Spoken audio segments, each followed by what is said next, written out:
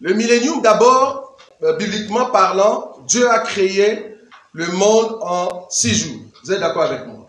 Mais la Bible dit, au 7e jour, il se reposa. Il y a une autre écriture qui nous dit que un jour, chez Dieu, chez nous, c'est combien? C'est 1000 ans. Or, si nous arrivons aujourd'hui, par exemple, en 2022, si tu calcules par rapport au temps depuis Adam, nous sommes déjà à la fin du 6e jour. Bientôt, ça va commencer le 7e jour. Par rapport au millénium, ça va? Maintenant, c'est quoi le millénium? Le millénium, c'est le repos. C'est le 7e jour qui va commencer. Or, pendant le 7e jour, il faut que le Seigneur se repose avec son épouse. Vous voyez? Il faut que le Seigneur se repose avec son épouse pendant le 7e jour. Le millénium, c'est le repos de saints auprès de leur Seigneur. Et la terre se repose quant au péché, quant à Satan. Pourquoi? Parce que Satan doit être lié et le monde va vivre sans l'esprit malin, sans Satan, pendant 1000 ans, c'est-à-dire le 7e jour. Maintenant, par rapport à la guerre d'Ukraine, c'était une question que j'avais lancée en suspens. Je dis que tout le monde réfléchit là-dedans, parce que là, la guerre continue. Si Poutine se fâchait, il dit, bon, vous les Belges, je vois que vous êtes têtus avec votre OTAN. L'OTAN, ça se trouve à Zaventem, vous allez voir. Il envoie de missiles ici. Normalement, la Belgique doit tourner. C'est-à-dire, toi et moi, nous allons nous reposer. En tout cas, moi, je vais me reposer, après, je vais me réveiller. Parce que j'ai la puissance, j'ai la grâce. Je dors et puis je me réveille. Bon, parmi nous, il y aura d'autres qui ne vont pas se réveiller. Donc, ce n'est pas notre faute. C'est parce que nous, en nous, nous avons l'ADN du ciel. Amen. Si tu as l'ADN du ciel, même si la bombe tombait, tu vas te réveiller. Amen. Vous voyez? Maintenant, Poutine, ce qu'il est en train de faire, ce n'est pas encore la guerre d'Armageddon, non. Pour que la guerre d'Armageddon vienne, nous, l'Église, on doit partir. Amen. Moi, je suis encore sur la terre.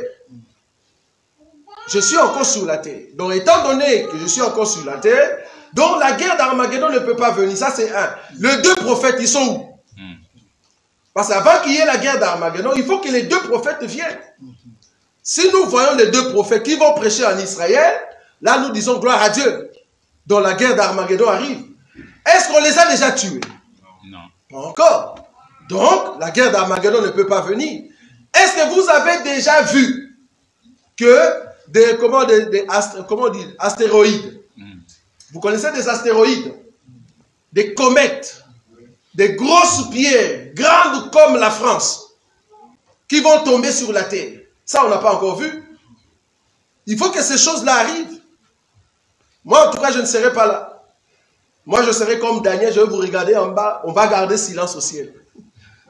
Nous, on sera dans le silence, on vous regarde sur terre. En tout cas, si tu seras là, il faut commencer à pleurer maintenant. Je croyais que tu allais dire Amen pour qu'on aille ensemble. Amen. Il ne faut jamais penser rester bien. Il faut aller au ciel. C'est pour cela, mets en pratique la parole de Dieu quand tu écoutes cette parole. C'est tout. C'est que Jésus nous demande. Il a donné l'exemple de 2 maisons. La condition pour être la maison bâtie sur le roc, c'était d'entendre la parole de Dieu et de quoi? De le mettre en pratique, c'est tout. Si tu le mets en pratique, tu vas aller au ciel comme nous. Ça, vous voyez? Donc, du coup, la guerre de l'Ukraine et de la Russie, ce n'est pas encore la guerre d'Armageddon.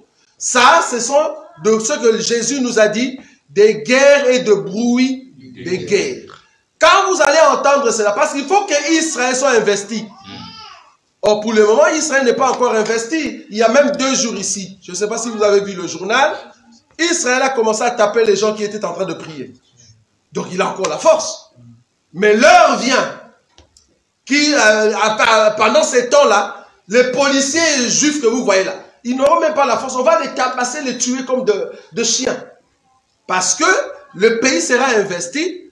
Après la prédication de 2 ans, il faut que Israël commence à souffrir comme il faut. On va les taper comme des chiens. Et c'est vrai qu'après ça, il faut qu'il y ait la colère de Dieu. Après la colère de Dieu, il faut que les nations se lèvent pour attaquer Israël. C'est là-bas que le Seigneur va venir. Et c'est là-bas que nous entrons dans ce qu'on appelle la guerre d'Armageddon. Donc pour le moment, ce n'est pas encore la guerre d'Armageddon, mais c'est juste le bruit des guerres qui s'annonce. Mais comprenez que si le bruit des guerres ici annonce à ce que les États-Unis tombent, comprenez que l'enlèvement est très bien. Parce que les manteaux de l'Israël, pour le moment, que Dieu est en train d'utiliser, c'est les États-Unis. Or, les États-Unis doivent tomber, parce que la prophétie nous dit, il faut que les États-Unis tombent. Dieu a dit dans la prophétie, il faut qu'ils puissent ouvrir la haie. La haie, c'est-à-dire la protection d'Israël. Or, la haie, quand ça sera ouvert, tous les animaux des champs vont entrer à l'intérieur. Or, les animaux des champs, c'est vraiment le pays arabe qui vont envahir, en fait, Israël par rapport à tout ce qu'il a fait comme massacre chez les Palestiniens. Donc, quand les États-Unis vont tomber, ben, c'est Israël qui va tomber. C'est comme ça qu'ils vont commencer à fuir petit à petit. Donc, ce n'est pas encore la guerre d'Armageddon. Voilà.